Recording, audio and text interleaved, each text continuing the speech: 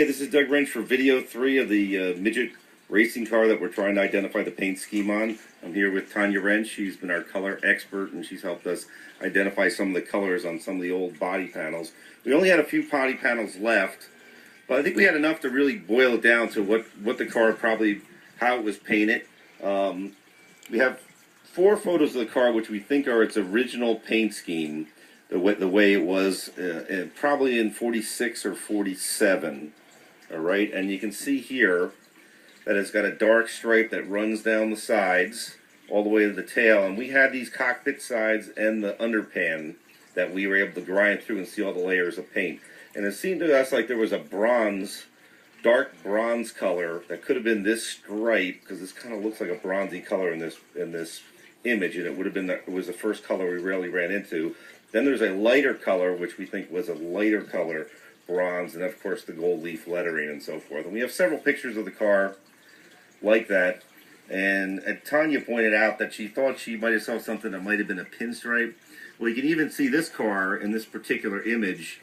You can see a little bit of a pinstripe in certain spots, because obviously these cars ran 4 or 5 times a week. They got bashed up, they got fixed up, and you know, these 4 photos alone, although it looks basically the same, the paint doesn't look exactly the same on every photograph to begin with. So we're pretty sure that's the original paint scheme of the car.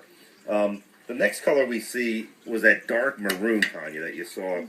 And here the car is as number 2.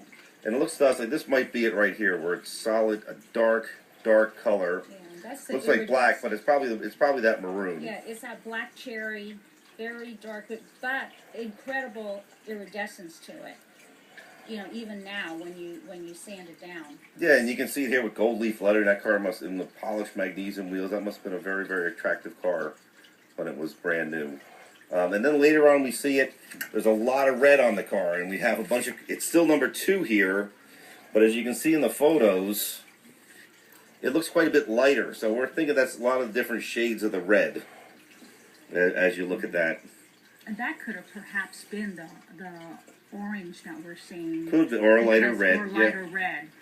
I mean, it's definitely not the dark maroon. Well, look how much noticeable the outlines are on the gold leaf numbers. They were probably black or a dark red. And again, you could have run into some of that somewhere. There could have been some lettering there or something on the side, or stripes that we can't see. But again, we had these cockpit sides, and this underpan was the only original parts that we had from this car. We had the tail section, but unfortunately the tail section was stripped already, so there was no paint on it.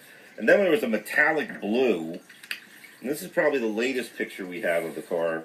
And you can see in these pictures, this blue, this is like a light-looking color that could be blue and white. So we're thinking this entire section here is blue, underneath here is blue. So we think that's that blue metallic on the car. You think so, Tanya, looking at it? And it again, it's very iridescent. I don't think this is white. I think this is kind of a creamy color. Well, we did have that creamy white. Yeah, I don't know. I haven't seen any cars with white, you know. I mean, it was always had like a little bit of a yellow cast to the white, so it was kind of a cream. Well, they had no sponsorship back then, so it was a lot better, lot more of a designer's touch when it came to picking colors out, you know. And I think they did a nicer job. The purple is the only color that I can't, or at least through the pictures that we have, I haven't been able to figure out where the purple came from. And there's a significant amount of purple. So unless that was maybe used as a primer that they just happen to have. Maybe they mixed it up with some other color they just happened to have because they didn't have enough paint left, and they just used that. Who knows? And it's confusing us now as to what the color is. The famous Richard Petty blue that he used on all his race cars for 40 years was mixed up from 2 cans of blue he had in the shop just to make a color. So that could have been the same case with something like this. Yeah. So this is an interesting thing. We know from the pictures, we know exactly what car this is, which a lot of times you look at paint schemes to identify a specific car. But we know this is from the shapes of bumpers and other things, that this is the car. We just don't know from black and white images what color it really was, except for these chips.